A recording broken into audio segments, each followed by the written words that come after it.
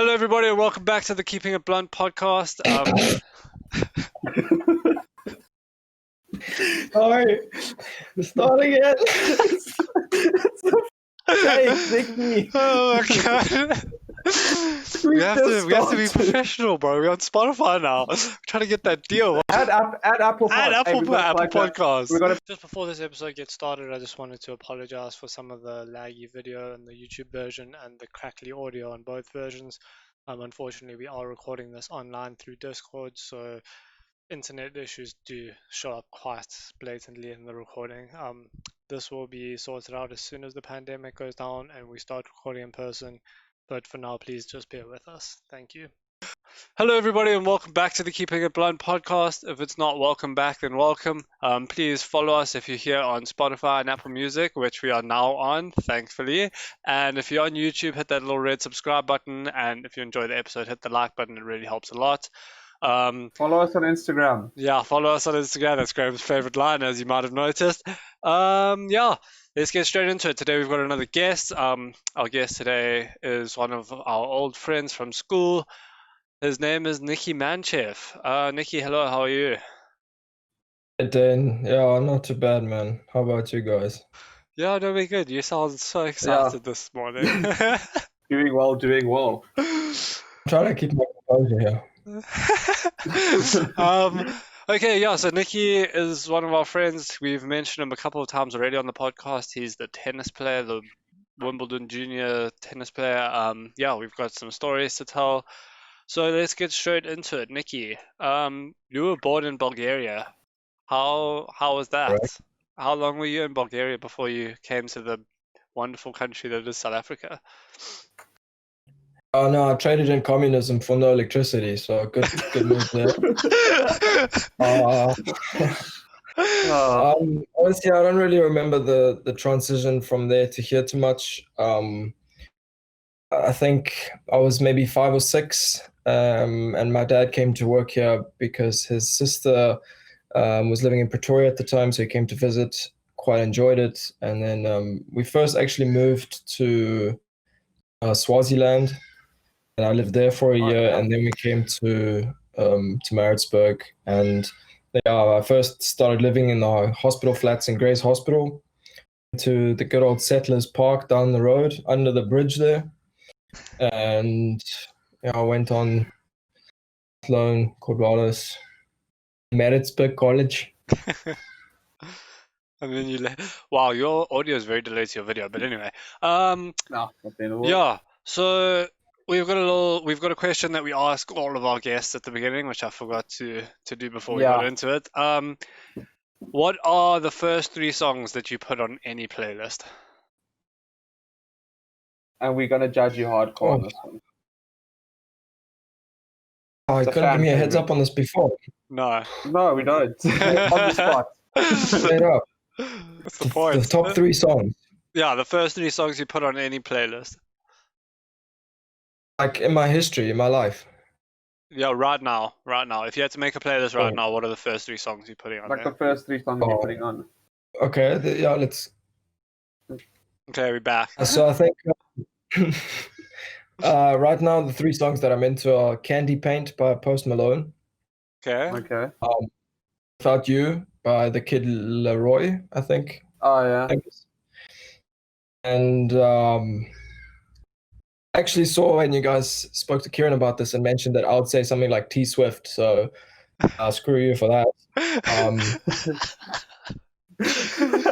we did. I'll keep it clean and go Miley Cyrus, The Climb. Okay, cute man. Okay. Katy Perry, In Raw. fairness, Katy Perry, Raw. Oh my word, banger. in fairness, we did say you'd do T Swift as like taking the piss. So, Yeah. And speaking of songs that we put on our playlist, just a sneaky plug, Paint the Walls first song drops today yesterday when this comes out. It's called Take Me. It should hopefully be on Spotify and Apple Music and all of that stuff by the time you hear this. So yeah, go check that out. Moving swiftly onwards. Paint the Walls. Yes. Moving swiftly onwards. What were your first impressions of Graham and I? You can pick which one to start with. And be brutally honest, because I know we know how you felt. Oh, I'll start with Dane. I remember Dane the first time playing soccer at Carbineers way back in the day. You were the tall, skinny, lanky guy that could volley like Berbatov and Gerrard and header like Crouch, but nothing else on your side. Yeah, pretty much. Um, Nothing's changed. Oh, please. You lost the volley. Yeah, you lost the volley. It's not even. Okay, bro. You don't have the ability anymore. I haven't seen you score a header in a while. But no, I remember. I scored a header when we played the other day. Anyway, carry on. I just remember Graham punting it through you and you ducked out the way. Yeah, that hurt. I think with Dane, as well, we became really good friends when we were in the choir, actually, called Wallace. Yeah. And we started to share gum and stuff. So we've been through a lot there. Yeah, we've been through it all, hey, jeez. Graham, I'm not saying share gum like, hey, would you like a new one? It's like, yeah, take half. Yeah, I got that. Yeah, I know. It was quite. I believe it. Yeah. And Graham, not gonna lie, bro, didn't smoke you for a little bit. A little bit. To steal your girl was over I'm here. sure we'll get into that why, but We'll definitely get into that at some point. Yeah, so Graham, do you want to quickly hit your first impressions of Nikki, and then I'll throw mine in as well? So the first impression I ever got of Nikki was actually before I met him. Like you guys mentioned, playing football together at Carbineers. I played for local rival Savages. Yeah. I transferred to Savages later on. Yeah, I remember he just left me, and then I went the next year, and he went back to Carbineers, and I was like, bro, we're trying to play football together. You just keep leaving me. All I remember is I think we had like a cup game against Carbineers, and on the sideline, everyone was like, "Oh, we've just got to mark Nikki really well. Like, just watch Nikki. He's got a good shot, all that." So I was like, "Yo, who's this Nikki kid?" And everyone just said, "No, the Asian-looking kid."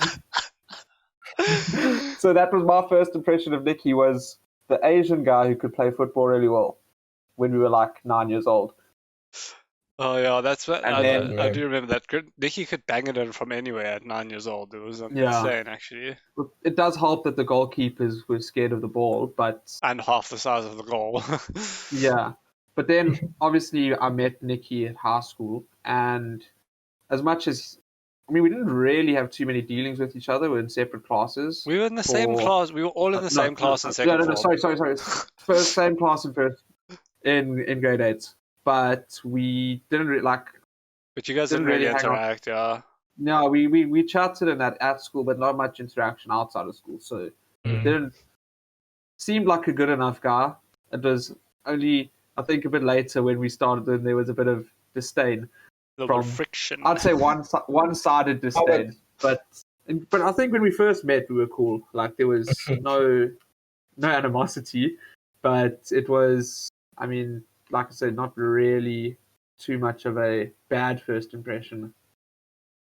But why, Graham? Now people are wondering why. No, we'll get to it. We'll get there. We've got to get that watch time. Get that watch time. Grade 8, I was the biggest idiot ever. Weren't we all? Yeah. No, but Dan, you got in trouble with me a lot. Yeah, bro, I remember you, me, and Mark van Waaghout. Holy cow. Yeah, you caused so much. Yes, we got it so much. That was actually, I'll revert back. My first impression of Nikki was massive shit stirrer. Yeah, nothing's changed. No, for sure. I was class clown. 100%. I remember the one time I came back from school and I had so much punishment from our math and science teacher. But my dad was like asking me every day coming back from work, "Hey, did you finish your punishment already?" I remember we would walk in the class and Mrs. Crayling would be like, "Manchev, blunt punishment." We were like, "What? Man, we just got here." My favorite moment with Nikki and punishment was with Mr. Erasmus in grade 8 when he did the punishment so perfectly. So this teacher, he would normally just rip it up and chuck it away, and Nikki did it so perfectly that he gave it back to Nikki. He was like, I can't destroy this. It's so good. And then Nikki got more punishment that lesson, and then just handed the same one back. Oh my gosh. No, but there was the one time in PE. In PE as well. Who was it with? Had PE and yeah. No, it wasn't Besha. He was absent. We were at the pool and there was no one there. And the teacher said, "Don't And get in the pool." you got in the pool. And I, of course, got in the pool. And then I was in like wet in my little speedo. He came and I hid behind the clubhouse. Yes, I remember that. And I got caught. And then I had to do punishment. And I was like swimming the laps. He was telling me doing the burpees. Doing the And he thought he was going to kill you, and you were just smashing it out like it was just like a warm up. Yeah, but the burpees really got me. I've never done burpees since. I hate them. Fair enough. Yeah, okay, Dave, so what is your first impression? my first impression of Nikki was, well, it didn't change much from grade 3 when I met him at Carboneers to matric. Arrogant prick is, I believe, the term, because we had to do push-ups, and this was just smacking out his clap push-ups because, you know, he's a 9-year-old athlete already, so he's doing his clap push-ups, and I'm sitting there struggling to do push-ups. Not much has changed, and yeah, so yeah, arrogant prick. But yeah, I guess somehow became friends with him. Arrogant prick, arrogant prick. Oh, that was brilliant. Yeah, okay, so we've already touched on some high school stories. Graham's put here maths. I'm assuming that was. Oh yeah, that was from matric. You guys had that was matric maths. Many math stories in matric. Nikki, I remember, had quite a fondness for this teacher. Hey, you have a connection after 3 years of high school with someone. So Nikki Listen, I was in tennis class for 5 years and I had no connection, let me tell you. Yeah, but Dane, in fairness. Yeah, no, fair enough. She wasn't as nice as our maths teacher, like as a person. I don't know. Cora was very nice to me by the end. So Nikki and I had the same maths teacher in matric, and it was brilliant because, like I said earlier, Nikki is a natural shit stirrer. But because he's had this teacher for 3 years, she kind of just grew to it, so he would never get in trouble. And I'm sure we'll touch on it later, but Nikki was never in class because of tennis. Yeah. So he would always get like a mini extra lesson every time he came back, which meant that I always got a mini extra lesson. So I'd end up, because it's one of those things that I can't concentrate because he's getting taught right next to me, so I'd just sit back and watch and then not have to do half the work anyway because I'm then helping Nikki with all the stuff that we've missed, and then we were actually making football formations and dream teams. Working hard while hardly working. Yeah, it was just one of those things where I think that maths class is probably what brought our friendship together the most, if that makes sense. Because up until that point, like, we were mates. After having difficulties, which we'll touch on immediately after this. Yes. But we were mates and like had the mutual friends. But I think at that point it was like, okay, this year is kind of this class is kind of what solidified our friendship, because we were forced to spend at least one lesson a day together. Yeah, so, 1 lesson a day when Nikki was actually at school. Yeah, and I mean, one lesson with Nikki it's a challenge. Like, it's an extreme. Too many lessons with me is much. Especially when you're ADD. Yeah, I was just about to say the worst days were when I forgot to take my meds, and then it's just the two of us, and I think, we would have been a nightmare to teach. But in saying that, we both like actually enjoyed the class. We did well and enough you're both in the class smart. we did well enough to be able to get away with not working as hard as we should have, because we were doing well enough to not warrant extra attention. Like the marks, your marks kind of spoke for themselves at the end of the day. Yeah. Okay, so we should probably address that elephant that's been hanging around. Yeah, let's address the elephants in the room. So, Dane, you go into it. Around grade 10, if I'm correct, at my birthday party, Nikki met a certain young lass, who I happened to have a crush on, and Graham was born. Graham was actually born in the same hospital on the same day as this young lass. I'm really sorry if you're listening. Yeah. Yeah. So. Getting a little flat. So at my birthday, at this point, I've got quite the crush on said young lass, and Nikki has met her for the first time. And shortly after that, I kind of cottoned on to the fact that Nikki and said young lass were getting along quite well. And things didn't go so well in my head about all of that. And the fact that then, yeah, one thing led to another. Nikki and I had a bit of a falling out. They got together. Graham was obviously still very good friends with her. And like family friends, like family friends. Entire family were like, that's how our parents literally met in the hospital because we were born together. Like, that's how long I've known said lass. Yes, I mean, you make it sound like you were friends the whole time, though. Like you hadn't seen her for 16 years, and then I became friends with her again, and was like, "Yo, yeah." But I'm saying you two are born together. But I'm talking more. I think it's more important, like not necessarily the friendship we had, but the family friendship, like that, the brotherly kind of relationship that you had with them. So this is why Nikki wasn't so fond of Graham. Do you guys want to go into that? Because you guys obviously know more about that than I do. the thing is, up until like 6 months into the relationship, I didn't realize that there was a problem. That's true. Because Nikki and I we weren't like close at this point, so it wasn't like he was acting any different towards me. It was just there was like a silent disdain.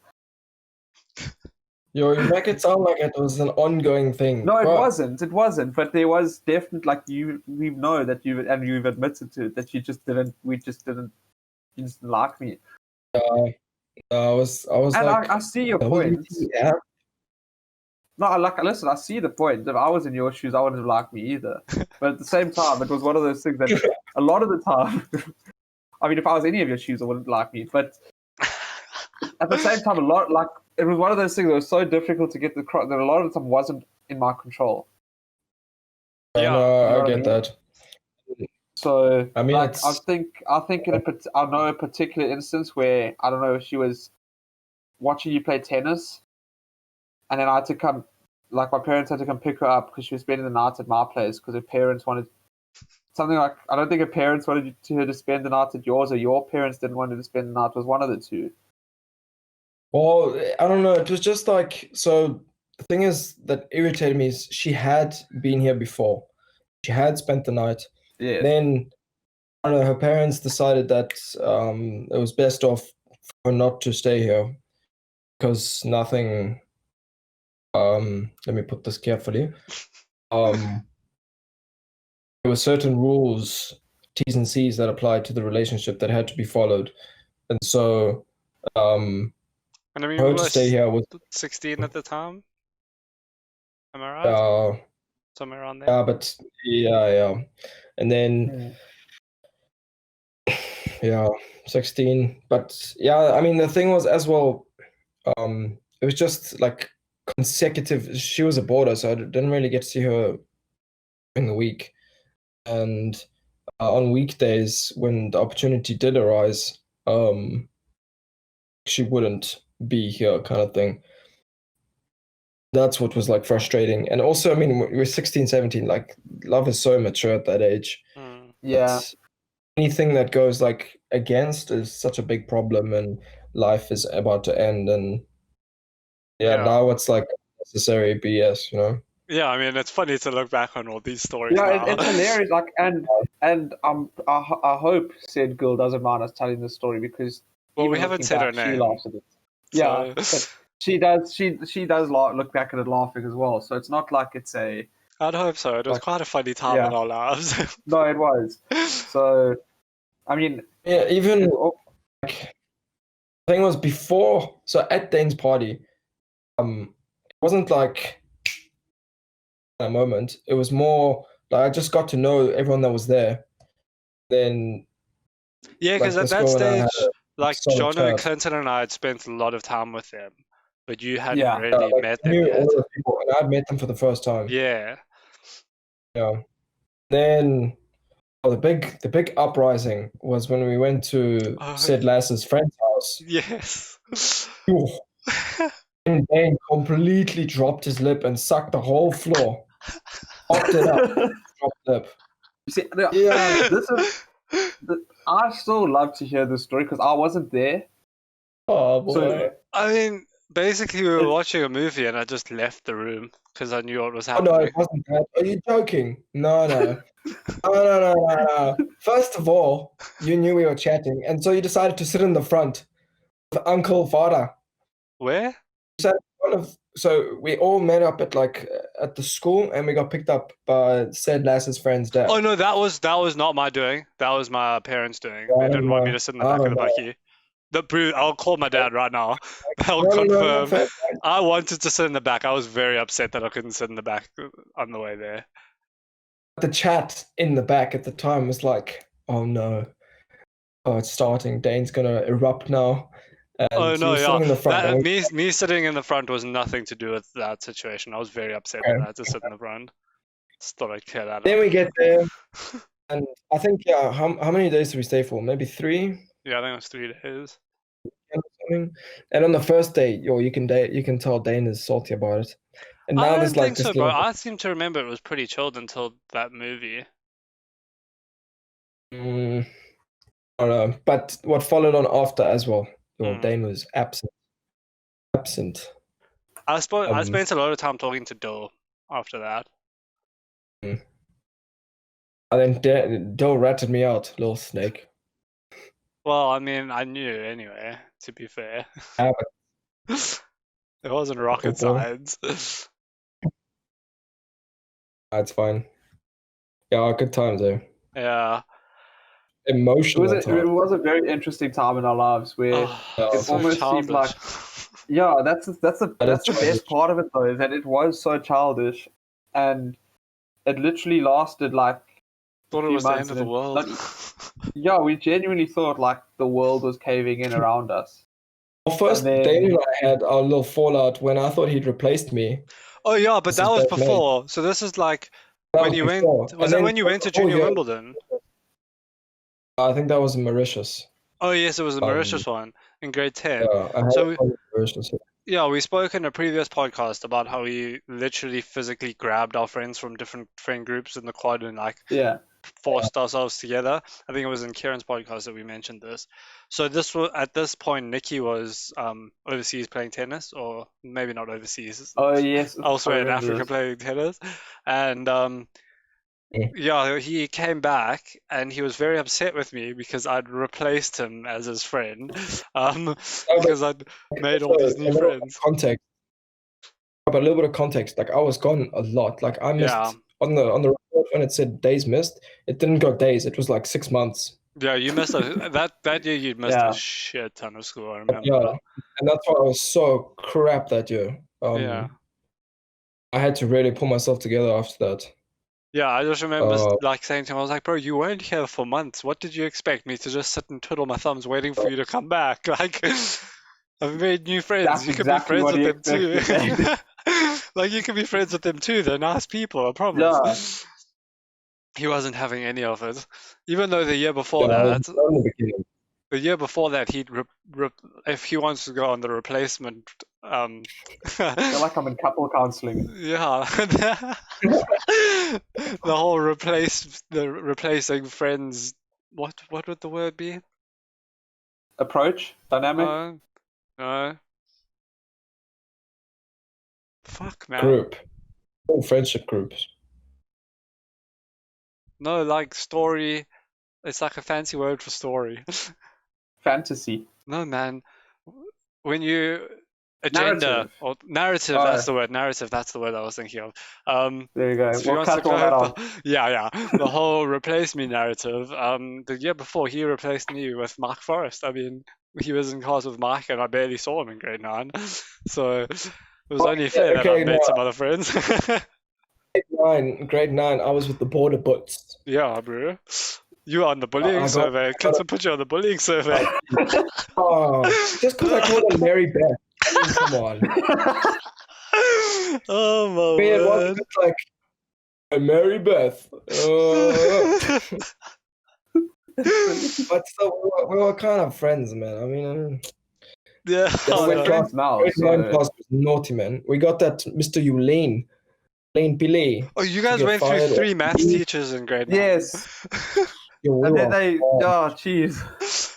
Eventually, they gave you to Mrs. Cradling because they knew you couldn't get rid of her. Oh no, she put us in our place. Yeah. Yeah. Oh my word. But actually, that's when I started to like turn a corner from my little shit to less of a little shit. Yeah. Vibe. That is true. That is true. She literally stood me up in full class and humiliated me. I was so mad. I almost peed my pants a little bit. And you know how tight and little those pants are that we were wearing? Oh my word. Oh jeez, no, I definitely turned a corner in that year. Yeah, so grade 9. Yeah. So in this we've mentioned that Clinton put Nikki on the bullying survey. Nikki replaced, I say that in inverted commas, me with Mark. By matric, we were all the best friends, and we went to Rage together, and boy, oh boy, do we have some stories from Rage. So yeah, just a bit of context. There was Graham only came for one night. He came for one night, and on that night there were 6 of us. Hang on, Dan, Clinton, Nikki, Mark, Graham, Dill. 7. Hang on. Dane. It's us 3. And then us 4 3. Others. Nikki, Mark, Dill, Jono. Yeah, 7. 7 of us. So there's 7 of us in this one little like 2-bedroom little flat thing. It was like a 6 sleeper. Yeah, it was a cool little place. Nikki and Mark were sharing a bed. Definitely a bad idea. Yeah, horrible idea. There were many pre-night out gym sessions. Yeah. Hey, it wasn't me, ho. I was getting chubby at that point. It was. But I've got video proof of you lifting dumbbells before. Dane, I think to tell the story, we have to talk about Lychee and what happened the weekend before. Okay, go for it, bro. Well, I wasn't there, so I just know what happened. So maybe someone else should take the reins on that one. Someone else? Why are you looking at me? Nikki, directly into my... This is your podcast, man. Let's go.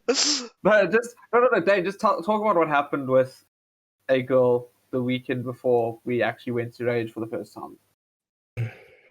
With one of our mates. Wait, I don't know what you're talking about. Well, the secret that we kept from Jono for like 2 months. That wasn't Lychee, though. When was it? Oh, that was after Lychee, but we can get to that. Lychee, another thing happened. When Jono hooked up with her. Jono hooked up with her the next night, on the Saturday. No. Okay, well, that's what I say. I wasn't there. I just know that he hooked up with her before the story we're about to tell. He definitely did hook up with her before. Okay, so Lychee party, Nikki's matric dance date was there with us and got spiked in inverted commas. Oh, and Nikki was MIA the whole night. We never even saw him. He was in the medic's tent. That was the Lychee story. Paintballing that night. Yeah. Yeah, Stellan came out of war zone with those bruises on his neck, bro. Yo. Yeah, I had to take my friend. Basically, should I just lead into the story? Yeah. So basically, a mate of ours, and this was it the night after that, so the Saturday night? Yeah, I think the Saturday night it was just one of those, I think it was just a crush night. I don't think we went to Sound Factory. Yeah, possibly. And there was this one girl that was staying in the same sort of complex place that we were staying. So we were in flat unit number 14, and there were a bunch of girls at number 41. I remember because the numbers were like flipped of each other. So one of the girls in 41, we spent a lot of time with them. One of the girls in 41, Jono hooked up with her on the Saturday night. I think. Yes. And we had to then go back to Maritzburg on the Sunday because you wrote Afrikaans paper Afrikaans on the Monday. 3, I think it was, on the Monday. Yeah. Our rage was scuffed. Anyway, so we've had a weekend bender. We come back, we write our final matric exam, jump in the pool, all of that good stuff. Leave college and our civvies having a rollie out the window, just saying completely screw it to everything. This girl was at GHS, which is a school like across the road from college. So we picked her up to take her back to Rage. So she's in the car with us. We have a good time on the way down. We're just chatting, having a great time. Then I think now it's the Monday night, so Graham's there with us. Yeah, I was with you guys on the Monday. So at some point during the night, Jonah gets food poisoning. At some point during the night, Jonah gets food poisoning. Jonah got food Yes, poisoning. Jonah got food poisoning. No, Jonah got food poisoning. So he didn't come out. Yeah, he didn't come out the Monday night. He had the shits. Yeah. So at some point during the night, Nikki comes home with a girl, does whatever. Yes. And then Jono sees this. Am I right, Nikki? Wait, maybe you tell the story. There was a little Russian. So there was this little Russian girl, right? And well, not too little, a bit curvy around the edges, but that's fine. And John is asleep. I make sure he's all right. I tuck him in. We go back to the place. Then it's time to come back with another one. And so he comes home and then goes back to the door and then comes home again. Yeah, so this is from my perspective. I see Nikki out. He's got this a random girl with him that he's met that night or whatever. He says to me he's going home. So I was like, okay, cool. Cheers. I'll check you tomorrow. He leaves. Like an hour and a half later, I see him back, and I was like, okay, what? Maybe they just okay. And then it gets later, and then I've eventually decided to leave. So I'm leaving, not knowing that Nikki's already gone home and has now taken the girl from Maritzburg. Is now it's the one who Jono hooked up with on the Saturday. Yes. So Jono's in the other room with his man down. Nikki's in his bedroom. And I think going man. I think I saw you going in with her, which is how I know, because I was trying to sleep in the lounge, and then Mark came into the flat. Oh man! I said to Mark, don't go. I said to him, I was like, dude, don't go to your room. Nikki's got someone in there. He's like, sorry, seriously? Mark. So what does Mark do? He goes and knocks on the door. All steep on the side of the bed. And he starts knocking the door, saying, Nikki, can I join? Nikki then comes to the door and tells Mark to stuff off because he's busy. Didn't Mark grab a surfboard? Mark grabbed his bodyboard and stuffed off to the beach. I'm in there, bro. I'm on the side. Up over here. Mark walks in and he sees Alice. And I'm like, dude, get up. Are you mad? He's like, hey, come on, let me join. I'm like, no, get out. And I'm pushing him and with the hard on, and I'm pushing him. And he's like, oh, come on, man. Just one time. And he gets mad now because he's a little bit on the drink. A little bit. Oh, He gets mad. He said something. He said something to you like when you close the door, something about you'll see tomorrow or something. You kicked me out of my room, we'll see tomorrow or something like that. And he grabbed his surfboard and left, and I didn't see him again till this the is next like morning. 3-4 in the morning, dude. So then all this goes on. I'm trying to sleep. Firstly, I hear all this going on. I'm thinking this is incredible. The guys aren't going to believe me when I tell this. Yeah. Then it gets better when Nikki comes out of the room with just his boxers on, with his member hanging out, comes right up to me, wakes me up because I'm half asleep, which is not a fun sight if you're half asleep and that's what you're waking up to. It's like, Graham, that's not just my member, that's for me. So it's like my soldiers are ready for battle. So I said, no, Nikki, I'm sorry. Like, go and maybe ask Jono or something, which in hindsight was a horrible idea. Thankfully, you didn't ask him. He went back into the room, and a little bit later, said girl comes out, stark naked, to go shower.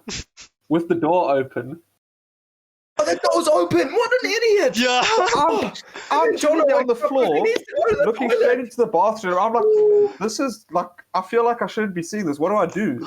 Next thing, Jono comes out to his room because I think the other bathroom didn't have toilet paper or something. Yeah. I'm trying to like flag him down because I know who's in the bathroom Yes. now. I've seen her. I'm trying to flag Jono down. He pokes his head in. Thankfully, she's got her back to the door. He sees the girl in the shower. Is like, oh shit. Leaves, thinking it's the original girl from earlier in the night. And that's a secret we managed to keep from him for what, just over 2 years? It was something like that. It was ridiculous. I remember we told him the story at New Year's, I think. It was one of our fans nights. We told him the whole story. And he was just like, Yeah, well, in fairness, he'd come out by then. So, at that point. Because Jono like wanted to pursue more. Yes, even after that, like throughout the week, Jono still, I think he might have hooked up with her again.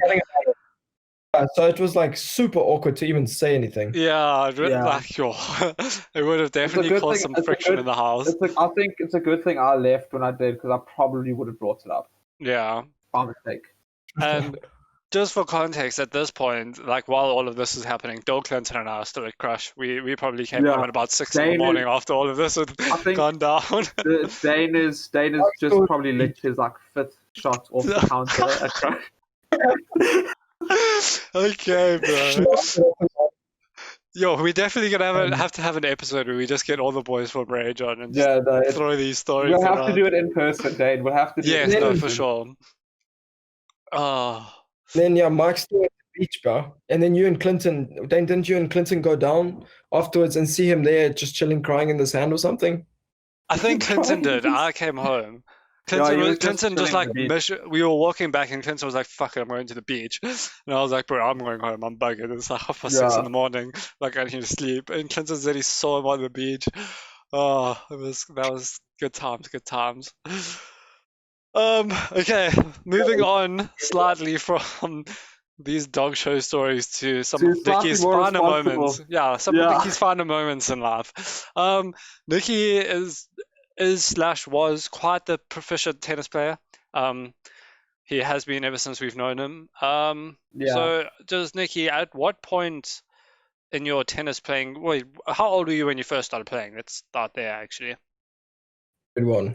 I started playing grade 1. Okay. So 6, 7. And at what point? Was that like through school you just started playing? I thought, everyone had like everyone had sports to play. And so it wasn't like extra, it was literally just, it's at school, I'm going to play tennis now. Yeah, it was like that.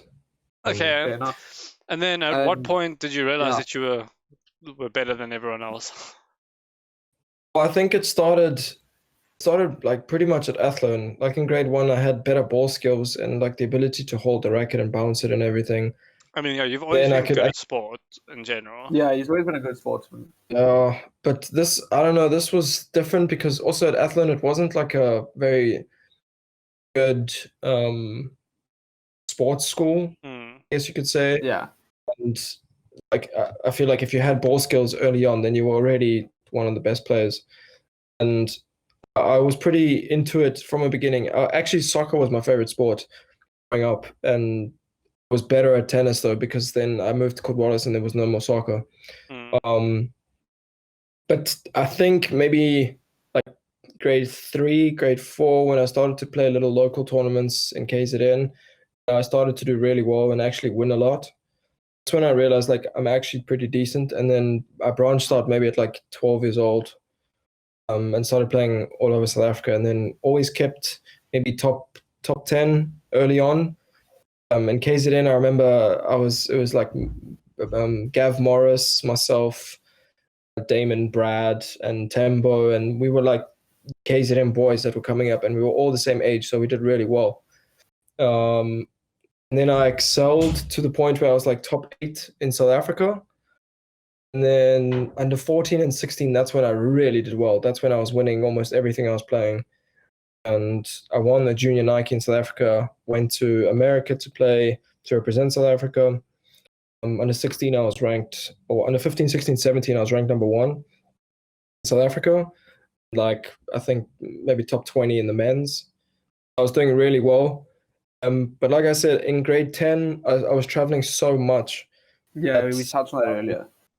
It was also so emotionally draining. I mean, at such a young and immature age, I wanted to do really well, but the pressure was really a lot, especially traveling to Europe with the South African currency and paying for accommodation week in, week out, in tournaments, and then maybe not getting the result you're looking for. It's just so draining.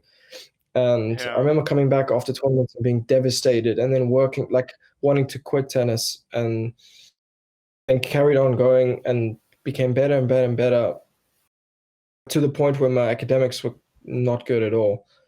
So I really had to take a step back and fix that. And then between grade 10 and 11, I had a huge decision.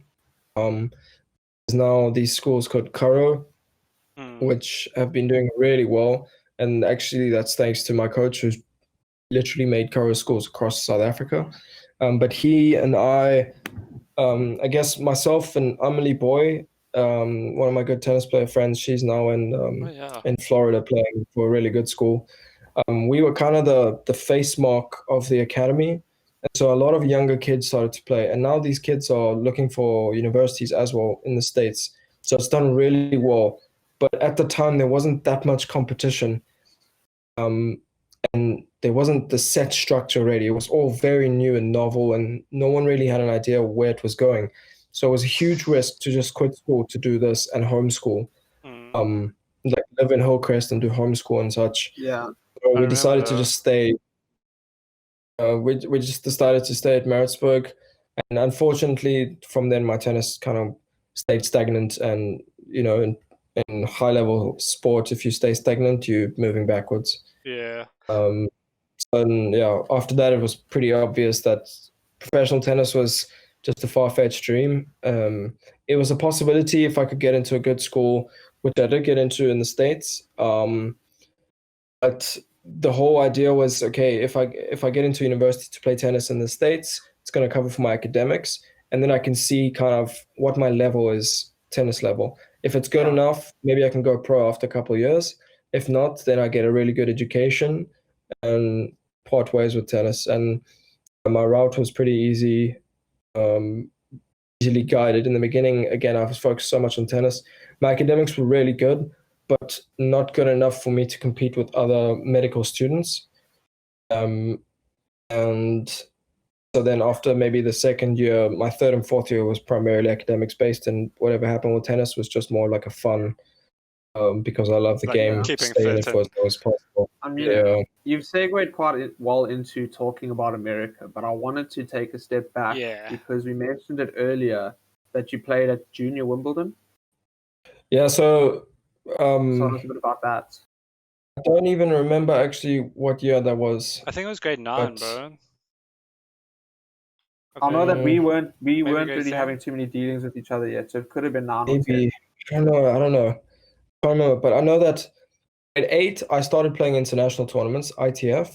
Yeah. And I mean, the juniors, the international tournaments are all under 18. So when I was 14, I was playing under 18 already and doing decently. So, and in ITF, it's in international tennis, it's either juniors under 18 or, men's tennis, Nadal, Federer, that kind of thing. So when I was under 18, I was actually maybe ranked 800 at like 15, 14, 15. Then I jumped up to like top 100, I think at like 16 years old. And then that's when you get into the main draws and stuff. And I made it to qualifying, but I kicked out very fast. The England, as they call it.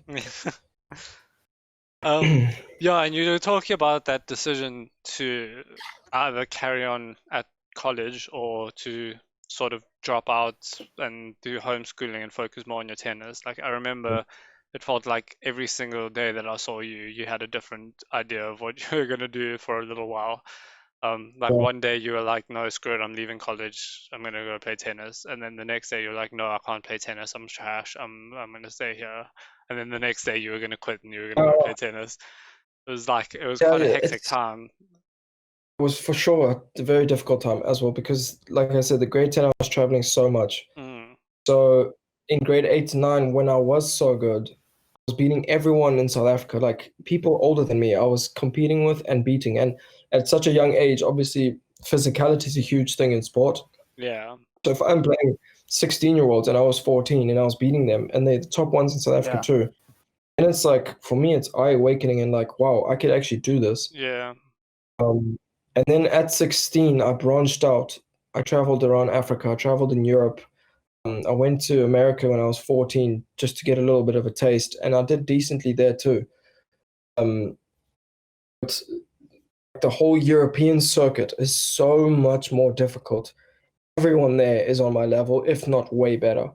But for me, it was like a real kick in the gut, and like a real wake up call to reality and just see what's out there. And a lot of South Africans, they're so, I don't know, I feel like we're so far away as well that we don't really see what's going how on. much there is outside of this little country we live in. Yeah. Yeah. Like in a way, it's kind of like being the top sportsman at your primary school, and then so you're playing first team, everything in primary school, whatever, and then you get to college and you get put in the C or D team. Exactly. It's just on a much larger scale, obviously, because you top in South Africa and you go to the rest of the world and you're just another fish in the pond kind of thing. Yeah. Exactly. And I also think one thing, like I said to my folks, like a couple of days ago, actually, that if I had the same mental stability and like mental awareness and mental fortitude that I have now, if I had that when I was like 16, I could have made it all the way for sure, I think. Yeah. Because now I've learned, like I've got so much experience on my side that, like the other day, I was practicing at the same academy in Hillcrest, and I was playing, and I haven't played since like February. I've played maybe once a month, and I'm unfit. I'm kind of chubby, and I'm playing these guys now who are literally 1 and 2 in the country.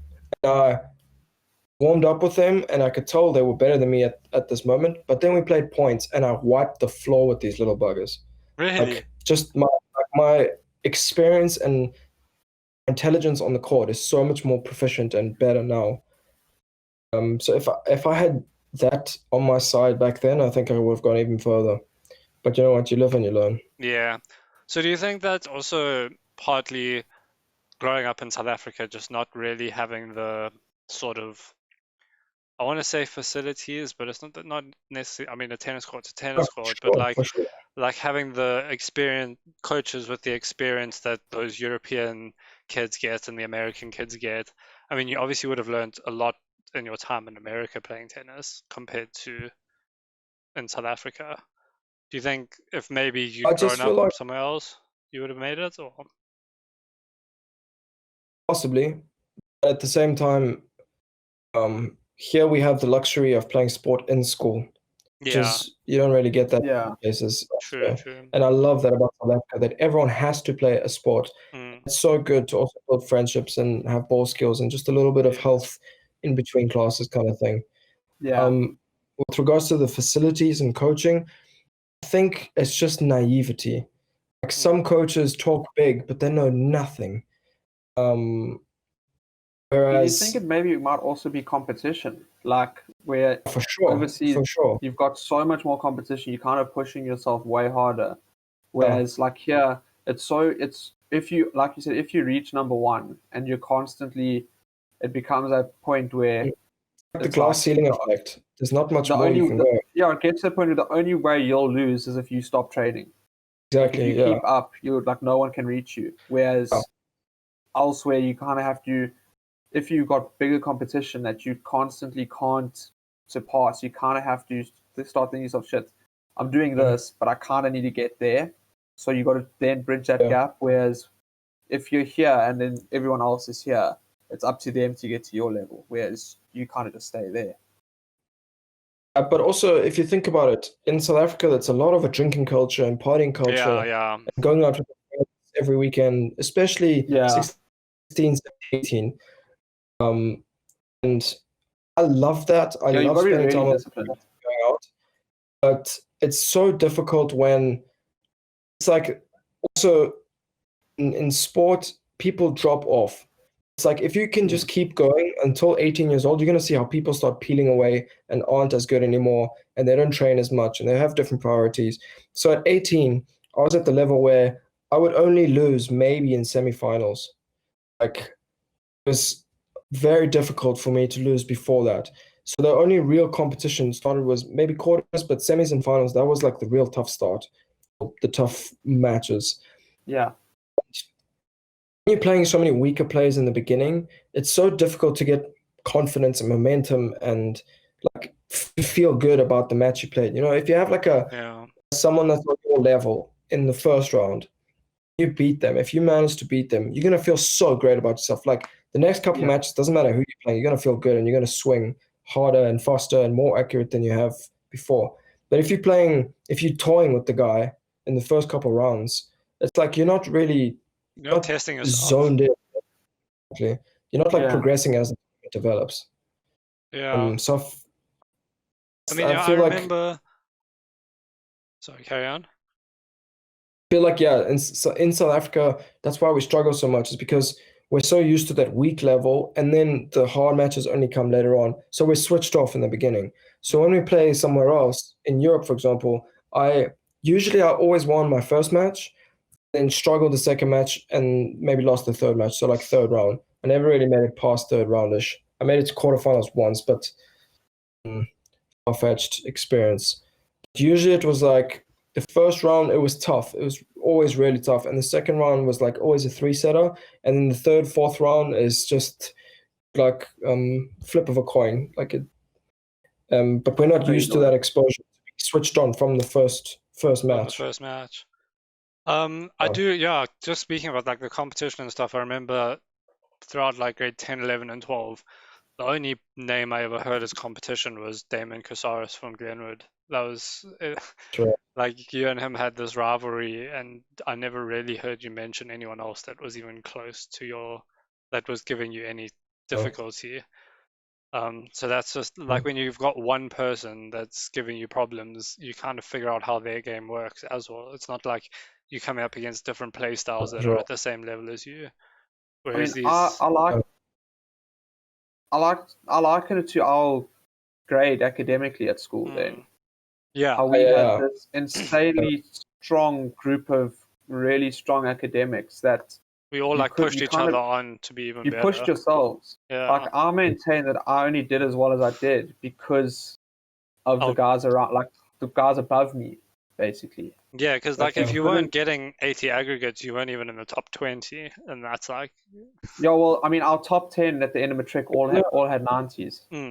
Our top 10 but even aggregates. After the top 20, even after the top 20. Like, I mean, I remember. I think I had one in matric, like towards the end, and I was in second set. Like it was incredible how everyone in the top set was all gonna be some like blow up scientist. Whoa! And I mean, most of them are doing. Like there've been very few of them that have flopped as well. I mean, most of them. I literally couldn't tell you a single one that has. Yeah, I mean, now a lot of our top set classes started working at very reputable companies. I know James Godfrey's working at Discovery now. There's quite a few at different accounting firms across the country. Dan Charter's working for Sunlum. Few medical students. I mean, it's crazy. It really was a tough year. But again, that's what I liken it to your competition. I mean, had I been in a year where 85 would have got you fifth place, I probably would have got like 83. So it's that whole mentality which a lot of people can like motivate themselves, but that can only take you so far. Yeah, exactly. Like, if you're not seeing how good people can actually be in your immediate surroundings, then you don't know how far you need to push yourself. Yeah. For sure. No, it's like that, I think, in everything. Yeah. You gotta have. Yeah. That's why I think it's so important. If you think about all these professionals and motivational speakers, you gotta have the right people around you. 100%. And in an academic field, we had a really great year in college, so people were always being pushed. Indeed. From a sports perspective, in South Africa in general, people don't make it because there's not enough facilities, there's not enough investments into it. At It's grassroots level impossible. as well. I mean, we've got such a big population, but only Yeah. such a small privileged percentage of that population actually gets to play at any kind of level because Yeah, of but just dude, access. talking about no facilities, I read a stat the other day about cricket facilities that it's something like only 6% of government schools in South Africa have got cricket facilities. Sure, it's Really. unreal. Like that's a scary stat. Yeah, And you would expect it to be higher since we're such a cricket nation. exactly. So, after school, you left us for America. What? Tell us Mhm. more about like how that came about, what it was like initially moving across the world. Yeah, this just hit us. Tell us your life story, basically. So, okay, no, I got you, and I'll add some entertainment to it too. So, as you both know, you both know my parents, and pretty strict, I would say the least. A lot of tension. This house is always speaking to someone is forbidden. It's you got to shout across the room, and I don't know. There were a lot of factors for me. First of all, I thought I don't know. I was kind of felt like my time was up in South Africa, and I don't really get attached to places that much. So for me, it was like I wanted to really experience different cultures and keep traveling. I had a taste for it in grade 10, and I absolutely love traveling. So I thought I wanted to, um, first of all, go somewhere else and also continue playing tennis while also studying. And of course, it was America where you can do this, like playing in first division against so many other athletes and kind of the way to go if you want to continue playing tennis at a high level and study. So that was a no-brainer for me. I did apply here, but I knew it doesn't matter if I got into the best med school or whatever, I It was was going to leave like a anyway. backup plan kind of thing. Yeah. It was just in case like something really didn't work out in the States. But everything worked out. I had a couple offers, but I decided to go where I actually knew one of my mates was going. Shout out to Timmy Dolman from Cape Town. Him and I were really good as well at the time in tennis in South Africa. And so we both moved to Alabama, Birmingham, the heart of the redneck city. And um, I went to this school because the academics were brilliant. It was like rated, I think, in the last 5 years, it's won number one youngest school for 4 years running. Like it's something incredible. The medical facilities, there's a hospital on every corner pretty much, and they all combined by like bridges, and it's like a really nice vibe. And I was very interested in medicine when I first went to the States, and so this was kind of my choice why I went there. Yeah. Honestly, the change was actually quite drastic. South Africans are um, very social, very social nation. Braais, smoking, drinking, partying on the weekend, that kind of thing is huge here. It's a very sociable culture. Banter is like massive here. People joke about, tease everyone. It's just such a good vibe where Mm, you don't take things too too much seriously, to heart. yeah. People are lighthearted. Yeah. People are, you wear slops to go out. You wear barefoot to go to the mall sometimes. It's very laid back, very chill, and I love that about it. America's definitely not like that. America, I always say, people ask me how is it living there, and I say people there are like a different species. They're not nearly anything like Europeans or South Africans that I know. And I know Europeans because, first of all, I was born there and I have friends there, and I've been back pretty much every year to go visit the family. So when I say that Americans are completely different, they are nothing like I've ever met before. Very hospitable, especially in the South. People very caring, very always willing to help. They very I enjoy being there. You have to acclimatize. Like it's so difficult. Like you have to hold your tongue when you're there. Like Graham, you wouldn't survive a day there because they would just beat you up. Any sort of banter, sarcasm, Oh, can't please. do that there. No. Yeah. No Keep me way. away. Do they When just I not go- get when I sarcasm, eh? no, like they're so They're too naive, stupid. and That's probably why I wouldn't survive. it's just that here there's cultures from all over. We have a lot of different races, a lot of different people, Australia as well, England as well. It's just like we are like this, this three: Australia, South Africa, England. We're like this English speaking part, Yeah. America's completely different. Like it's like we have nothing to do with them. They so narrow-minded. They believe in one thing and they're not open to change. It's like, Democrats or Republicans, and there's nothing In between. in the middle. There's friction in between. Like I remember when I was there and I would like tease someone or banter or whatever, people would get offended and I'd be like, "Are you serious? Like, how can you not tell that this is a joke?" And just sarcasm, like stupid things. Like we never learned maths in school. We ride elephants to school. We have pet lions, that kind of thing. What's my scar from on my leg? Oh, it's from a shark attack. Okay, that could be true, but it's not. But like riding elephants to school and having pet lions, like, come on, man. I mean, Like, which civilization actually has that? like, How surely did you you know get it's just here? being Oh, sarcastic. on the back of a whale. I'd be like, really? Oh my god! Like seriously? They do that? No ways. Oh. So in the beginning, I found it very difficult. But I was lucky because my accent is so different to American accents. I was able to engage with people very easily, and I think I'm a good people's person, so I can get along with pretty much anyone. And I think that helped me a lot because there you really have to like careful what you say. Like you have to, and also like the whole he she, the pronouns thing, and making sure people aren't like objectified or identify as something else. It's a very like stuff you don't think about here, stuff that just goes above our heads. Like there, it's a real thing. You need to really watch out what you say, or something might come down on you hard. And like suing someone there is like having breakfast. Yeah, I've It's heard like people just make money by suing people. Yeah. And I got threatened to be sued once, because I said something to my friend and someone heard it and didn't like it. Then also, I mean, I have so many stories. In my first year in university, I was the same little shit stirrer I was in Maritzburg College. I guess it's like a little thing. Every time I changed to a different place, my first year was always a disaster. Or like I don't know why, but somehow my first year is always like a naughty shit stirring year.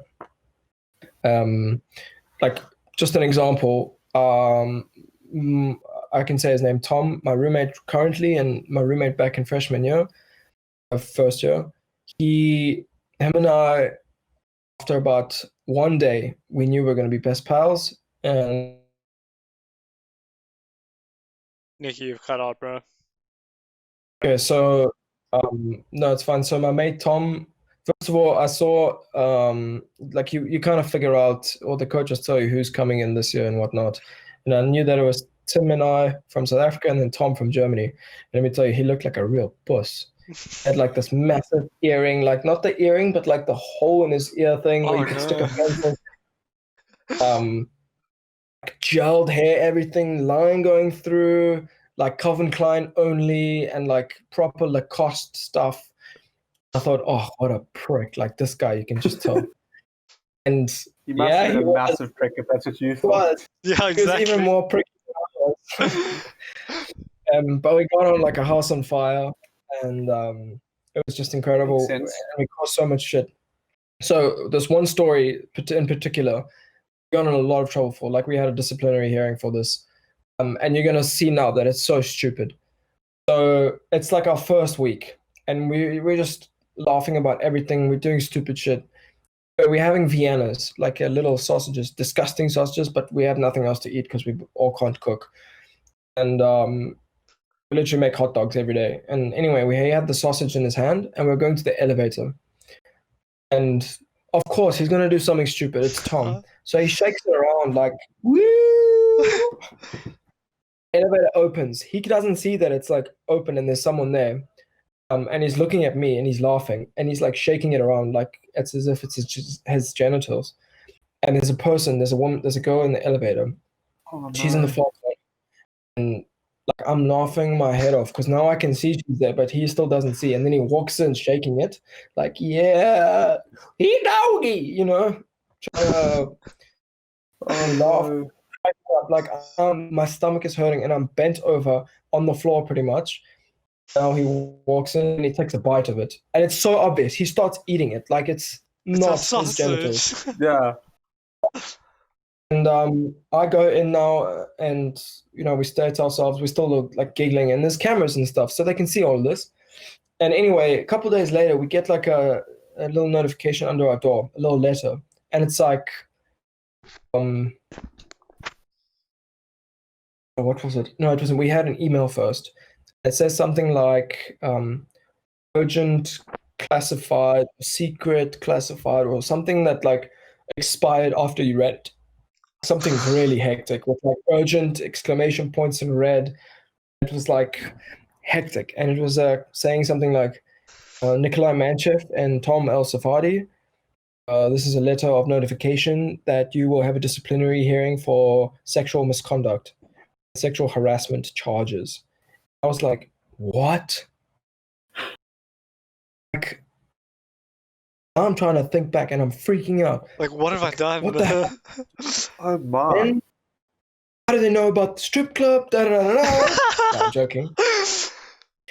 Like, I'm so shocked, and now I'm scared because it's like this is a serious notification from UAB, like whoever is in charge, probably like human resources or something, and freaking out to Tom, and Tim doesn't get one, so we're the three roommates. And now I'm like, well, when the hell do we do something without Tim? Yeah. Anyway, long story short, it was for this incident now. We checked the cameras. And I shouldn't have laughed when I saw it the second time on the cameras. But I laughed because this is who I am. Okay? And it was so funny. And the person who's the head of the residence can see it's hilarious too. Okay? Obviously, it's not. It's obviously a sausage. And then he like cheerfully eats it after.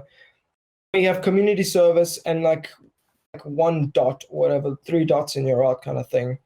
We had one thing in our record. It's just like this woman could barely hold her tongue. She also was like. But she obviously would have had to report it, surely. Okay, so what happened was this girl that was in the elevator told her roommate. And her roommate, well, she like apparently went back frightened for her life and was super scared, and then told her roommate, who happened to be like a resident assistant, someone who like looks after the door. Of a sausage. Oh my god. I think in fairness, it kind of would be a bit unnerving had he not eaten. Yes, had he not like after that picked it up and like, hello, this is not a penis. Yeah, this is a sausage. We're just being stupid kids. Like. We were giggling about it like before the doors even opened, and you can hear everything through those dorms.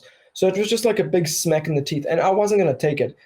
And when this lady was like explaining that we had community service and that this is foul and so this is sexual harassment and whatever, and I got so mad and I said, "Are you actually taking the piss? Like, look at the video. You can see everything that's happening. Like, Tom is looking at me, and the elevator opens here, right? And I'm here, and I can see the girl in the far corner." So I'm just laughing, like nothing's happening, and he's just shaking it, and then he eats it on his way in. And it's a big thing, and yeah, we got like in like huge trouble for it with the coach, and then they used that against me to like lower my scholarship the year after because the coach doesn't plan his financial problems. So he used that as an excuse to threaten, if I don't give up some of my scholarship, then he's gonna cut it fully, and he's gonna use this incident. And like, what am I supposed to do? I don't know. This whole like so much BS that goes on. Yes, America is just something else. Like it sounds like you just can't have a joke. No wonder they're such a depressed nation. Like you can't just joke around. I would understand where she was coming from if it wasn't a Vienna that he then ate. If she'd just like been walking past and seen you like flapping it around and then left, maybe. But she got the full context. It's such a difficult tightrope you walk with, because I think the biggest problem with something like that is like there's no clear line. Like, it's Yeah. very easy for us to sit here and be like, oh, it's a joke and all that. But you'd also, like, where is the line? It's Like, not where's a body clearly, part. yeah, well, clearly now clearly the line is no Vienna and an elevator. Like, Yeah. that's where the line's drawn now. Oh, but just like I don't think something like that would really be a problem in South Africa though, because No, not at all. people can take it on the chin, whereas in the States, like honestly, people take things to heart, and that's what I mean when people ask me how are Americans like, and I'll say they're soft, just because there's no thick skin. Everything affects them. They always have an opinion about something. Like Yeah. it's fine not to have an opinion. It's fine to just like Not take a know step back something. and Yeah. and they always, even if they don't exactly, if they don't know something, they're always going to speak about it. Yes, this is what Graham and I were speaking about on, I think it was the last podcast, about people The just WhatsApp podcast. having yeah. opinions. You're allowed to have an opinion, but it doesn't mean your opinion's right. Like, Yeah. You don't have to voice it every single time. Yeah. Like if it's sometimes an opinion, it's not a fact. Like, your opinion can be wrong, and if you're not open Yeah. to it being wrong, how the hell are you going to learn? Yeah, How are you that's the going to thing. grow? Like, yeah. But I mean, back to you saying that something like that wouldn't happen in South Africa. I think if something like that did happen, the person, or if you were to do that, literally same scenario with a girl in South Africa, she'd like A, either take the joke really well, or B, Yeah. confront you about it then and there. Yeah. exactly. Like I think especially the girls we know, they're more likely to just A, take the joke, or B, say something about it then, not run off and report it. I'd actually be But interested also- to hear, like, if there Yeah, are any actually- girls listening, what would your reaction have been in that circumstance? Because maybe we're just being naive and we're seeing Yeah, this I as just think- a joke yeah. and it actually could be. But I mean, in my opinion, it's a sausage. Like, it's literally I think but food. I think the big difference is that he didn't know she was there. Yeah, I think that's that also too. no, exactly. because I think if he knows it's there, it can be viewed as like disrespectful or something. Yes, no, it's not like he was trying to catch because someone he- out with yeah. it. Because he didn't know she was there, it's a different story. But like you said, maybe leave some comments or Yeah, like, get in touch. DM us on DM us on Instagram. Just Instagram. like, maybe we're being naive. We here to be Maybe, educated. yeah. But yeah, Flip, that seems like a bit of a overreaction, if you ask me. So you've touched on like in the culture my change. Yeah. sense- Sorry, carry on. I think, in my sense, I think in general, like Americans, so like, a fool says something because he has to say something. Wise man says something because he has something to say. America, I think a lot of people fit in that fool category where they just talk without knowing anything about the subject, or they take things to heart and they don't take it with a pinch of salt. You know, there's always some sort of drama, and especially with this like fake news stuff Oh my God. and Because like, this also, whole Democrat yeah, fucking America's got story is like just two completely different sets of news agencies that report completely differently. They And they don't like have that one in the they like middle. fight that's each other the supporting whole both time. sides. It's ridiculous. it's like it's literally like two kids who are fighting over a toy. It's Yeah, like and there's no the problem is people don't know enough, yet they have so much to back up, and it's always like, okay, well, Trump said this, no, he didn't. No, he's my president. I know, I would know if he said something like that. Well, okay, well, the Democrats did this. No, they didn't. No, the Democrats are saints. No, they would never do that. That's yeah, they something wouldn't Trump do would that. do. Yeah, It's like, so for example, one of my teammates now lives in Dothan, Alabama, which is kind of hillbilly land, the land of the ancestry and such. But he's a nice kid. Like he's a really good kid, but he's so naive. yeah, He's so from this region, they all vote. Like this is the kind of the Republican regions, right? And now that he's got a full tennis team, now he's in the tennis team and he's got teammates who are all from other places. yeah. Europeans, South Americans, Central Americans, South African. It's all different. And I think, know way more about politics than he does. and Americans in general.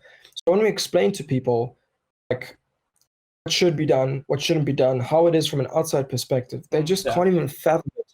And when we ask him, tell me exactly, or even just vaguely, why do you support the Republicans? He'll say, well, because I don't like the Democrats. No. Tell me what you like about the Republicans. Yeah, that's normally the Then he'll problem. sit there with a dumb expression on his face and have no idea and say, oh, because my parents. I say, no. Why do you support the Republicans? That's how you choose your football team, not your political standpoints. Like, come on, people. People like say, okay, well, do you like it because the economy's gotten better? Do you like it because the Black lives have improved under Trump, which people don't know, but it has improved. But they'll say, oh no, I support Trump because I'm a red. I'm a red. I'm a Republican. That's just who I am. You say, okay, but just think for a second. Just what does it mean to be a Republican? Do you even know? Then you'll ask something about the Democrats, and he'll say, no, that's BS. No. Then you'll say something ugly about the Democrats, and he'll be like totally on board with it. Oh, for sure. Yeah, no, Fox News. Yeah. That kind of thing. That's the problem in the States right now. People have an opinion without knowing anything. They've done zero research. It's just a state problem. I mean, you look even, I know we here in South Africa, we pretty much tend to focus on every other instance of politics except our own. But even in the UK, no one seems to agree with. I mean, you've got the Tories, and you've got Labour, and then you've got Boris Johnson's always in trouble with someone, or someone's always saying Boris Johnson's saving the world. Like, no one's reporting in the middle. I think that's a big problem with news today. Is there's too many sides, and there's no one's being objective. Hard evidence both ways, yeah. I think no one's reporting both sides. Yeah, I think that's where one or the other. Like, sort of, as much as it's problematic, like social media is taking over the news front in that sense, because the news is so biased now. Like the news on TV, it's not even worth turning on. I refuse. I can't watch it. I haven't watched it for years. The newspaper, the radio, the news, all of it in my mind is a load of shit. And at the end of the day, they all have their agendas. Whereas on social media, if you follow the right people, you can get a far more clear understanding of what's actually going on, and you can get into a rational conversation about what's actually going on. Again, emphasis on the right people / pages, because a lot of them are just sprouting their opinions from what they've seen on the news and from what their political parties posted without any actual research into the behind the scenes. It comes down to sources. Yeah. It comes down to sources. Like, quote me your sources. Let me go read up on it. And if you're not telling me what your sources say, then I'm not going to trust you further. Like, that's the thing, is you can have an opinion and you can have facts, but back them up. So this is okay. Oh my God. I hope Tom listens to this, because this guy I was talking about now, that the Republican, he quoted from like an Instagram story of someone's opinion. And he was like, you see, I told you, proof. And he was like, are you actually mental? Like, that's what I was going to say, as I was like, don't tell me that your source is some picture you've seen on Instagram or Facebook. Yeah. That is not a source. I can make a picture right now. Like, my favorite thing is that picture it's like a picture of Abraham Lincoln, and then it's like, don't believe everything you've seen on the internet, Thomas Edison. Like, that's my favorite picture, because there's so many people take those little pictures they see on Facebook and Instagram as like a factual piece of information. It's a load of shit. Anyone can make one. I can make one right now on Photoshop and say that Graham has said something awful when he hasn't. It's literally the easiest thing in the world to do. And people just like, how can you think that's a fact? I just don't get it. Oh, people are so dumb. I actually saw on Netflix this thing, I think it's called The Social Dilemma. Yeah, I haven't watched it yet. Actually, I'm too scared to watch it. Everyone tells me to watch it, and I've watched the first 10 minutes, and I think it's like, wow, I can already see where it's going, and I can support what they're saying there, that social media right now is completely brainwashing how we think and how we behave, and especially in countries like America where social media is everything. Yeah. You see the rise of these social media influencers everywhere in the States, everywhere you go, and they propaganda the way they want people to think and like, and especially these big Instagram, these other social medias. I mean, in Los Angeles, it seems like your follow account is a form of currency. It's insane. It's like a flipping Black Mirror episode. Like you walk into a bar and the first thing you say is not "How's it I'm Dane," it's "How's it I've got so many followers. How many do you have?" Like, it's insane. And I mean, that's just from reports I've heard from people I don't know. So don't take my word for that. Yeah. But it's true. It's true. Yeah. Like people that are like, I know people from UAB who are really popular. Someone who's not popular, 2 minutes in the day to have a conversation. If they didn't like know them, that they were popular. People go so far to like stick with their social group, they forget that like the most important thing in the world is to be like a good person, kind, caring, loving. Yeah.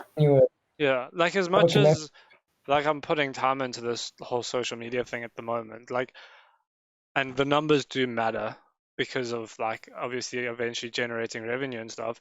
You guys are always going to be way more important to me than the numbers on the screen. Like if I ever start getting carried away with it, like I'm counting on you, like my friends, my real life people that I care about to keep me in check kind of thing. Like this whole internet thing they're just numbers. Like as much as you might have hundreds of thousands of people following you online, it doesn't mean that you're any more special than someone who doesn't even have Instagram as a human being on the planet. Like you're all born, you all die, we're all part of this cycle at the end of the day. And I think Americans have definitely more than the rest of the world just been swept up by the social media revolution and just taken along for the ride. You know what, as well, something that I really like that irks me a lot is here in South Africa, Snapchat isn't really a thing, right? Like people may have it, but they don't really use it. It's like a thing for like 14 to 16-year-olds, and then we get over it. In America, it's not, can I get your number? It's, can I have your Snapchat? It's absolutely insane how, and also people, they don't even like have conversations. They take a picture of like, this is the picture they take. Nothing. Like no information, no text, nothing. Just take a picture of like this part of their face. It's like, what even is the point? Is that a conversation? They just send it. It's a conversation, yeah. That's ridiculous. Yeah, it's quite. They literally take the same picture. I swear, every time I get a Snapchat, if it's something stupid like just no image, like just a little corner face, I'm gonna reply. I mean, what are you supposed to reply? You've given me nothing to reply to. It's like nice it's like the thing where we just send the same thing over and over. Because obviously, I think Snapchat has that streaks thing now that didn't exist when we used to use it. I think like a lot of people just literally send a photo every day just to keep that number ticking. I mean, what the fuck is the point in that? It's just a number. Yeah. I don't know. Like, I've always said I want to go to America just to, like I'd like to go to a zoo, you know? I just want to go and watch. We spoke about this I think we did mention this on another episode. We like, let's go. I just want to observe. The deal about America is you just want to go see these because it's like you almost don't believe it exists. Like, you don't believe that this is actually what's going on. It's like wanting to go to North Korea just to see if it actually is as bad as like what everyone believes it is. I mean, you see it all over the news and the internet. Are these guys actually this mental? Like, surely. I say all these things about America, but in hindsight, it's actually wonderful. Like, I don't think I'd want to live here again. No, fair enough. I mean, things work better at the end of the day. So, like, you speak about South Africa and you say the system is broken. Like, stuff is going downhill, but the system is broken. Their stuff is going downhill even worse than here, but the system still prevails somehow. Yeah, I mean, you guys your public transport works. I mean, everything's privatized, so everything works. Yes, you've got to pay for everything, but it works. And whereas here, we pay tax to fill the pockets of our politicians. And you can fight me on that in the comments if you really want to, if you think it's a naive opinion. But over the years, it's just the evidence is overwhelming as to how much money has just disappeared into our government, and we get no returns. There's still potholes everywhere. We bought trains from some people that don't even fit our train tracks. Those just. And even with electricity. I mean, load shedding started like 10 years ago as like a temporary measure. We are now in 2021 and we're still getting load shed. Yeah. What the fuck? And I mean, you guys got lucky because you weren't here, but I had to survive the whole Christmas and New Year with no electricity for the whole week. It was insane. And it's because these what is it, the power station exploded. But why did it explode? Because there's so many illegal connections now, and it hasn't been updated, hasn't been cleaned, hasn't been regulated to fit, and the population's constantly growing. Exactly. And all these like rural places now that they're around Maritzburg, they're stealing electricity too, and they're using it for free. I'm like, I don't mind. I mean, I hope they can have electricity and running water and everything. Like, good for them to have it. But there's a way to do it, and South Africa is just pumping money into the. I can't even say wrong places because I don't know where it's going. But like, I come back. I haven't been back in 2 years. I come back, and I feel like this country has gone down the drain in so many ways, and everyone's talking about the improvements and such, and how countries should be moving forward. But like, the sad reality is, it's mind blowing. Yeah, it's very sad, the state of this country politically, and just all of it. Actually, we just kind of on this downward spiral that doesn't seem to have an upward slope at any point at the moment. Okay, this got onto a very political direction, but I think. How long have we been going, Dan? It's been an hour and a half, so I think we should wrap it up there. Yeah. Nikki, thank you very much. Yes, pit stains, boy. We didn't even grill you that much. Next time. Nikki, thank you very much for coming on. I'm sure we'll see you again on this podcast at some stage. Any more stories? Yeah, just a quick reminder again, please follow us on the Spotify on the audio podcast platforms. Subscribe if you're on YouTube. Hit that like button. Interact with us on Instagram. Send us any requests. All our links will be in the description. Follow Nikki on Instagram. All of that good stuff. Thanks. Cheers. Bye. I just wanted to say quickly before we ended, that to my American people, I love you guys. Okay, that's why I've picked out you guys as my friends, because I enjoy being in your company. To everyone that's listening, please follow Dane and Graham. They're working really hard behind the scenes, and they're wonderful blokes. So just give them a follow and stuff. Thanks for having me, guys. Really appreciate it. Yeah, thanks. Cheers. Bye. As soon as this conversation ends. Cheers, guys. Cheers.